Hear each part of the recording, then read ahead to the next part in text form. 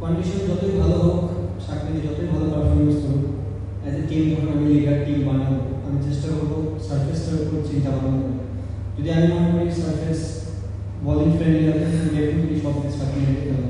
যেদিন বুঝবো যে না সার্ফেস একটু ব্যাটিং ফ্রেন্ডলি, মেহেদী মিরাজ কামব্যাক করবে। আমার মনে হয় আপনারা অনেক খুশি, অ্যাজ এ বাংলাদেশি ফ্যান যারা ক্রিকেট লাভার, তারা অনেক খুশি যে শ্রীলঙ্কার মাঠে এসে ম্যাচ জিততে পারছে। আমি ভেরি হ্যাপি। আর সাকমেদিকে খেলানোর পিছনে একটা যেটা রিজন ছিল সেটা হচ্ছে যে আমি জানি বা আমরা বিলিভ করে সাকমেদির যে স্কিল, দেখেন ফিউচারে তো চিন্তা করতে পারি ভালো কিছু করার, বাট একটা মোমেন্টে যেখানে বসে আছে এখান থেকে আসলে ফিউচার ওইভাবে চিন্তা করতে পারবো না যে আফটার 6 মান্থ পরে কী হবে।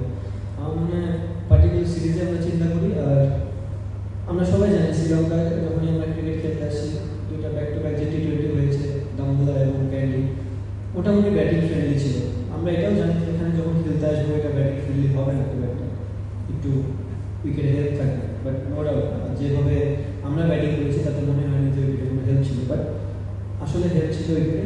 এদিক দিয়ে আমাদের বলাররা খুবই ভালো বল করেছে, but at the same time আপনাকে এটা বুঝতে হবে যে আমাদের সামনে খেলা পাকিস্তান সিরিজ মিরপুরে। আমি জানি না মিরপুর কেমন হবে এই মুহূর্তে, বিকজ যতক্ষণই আমি জানি ঢাকা সম্বন্ধে প্রতিদিন বৃষ্টি হচ্ছে, সো বৃষ্টি হলে একটা উইকেট কতটা ডিফিকাল্ট হতে পারে একটা ব্যাটিংয়ের জন্য।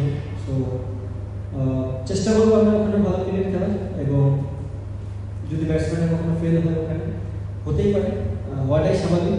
আমরা যেহেতু চিরাচরিত মিরপুরকে চিনি, সেখানে ব্যাটসম্যান ফ্রেন্ডলি হয় না।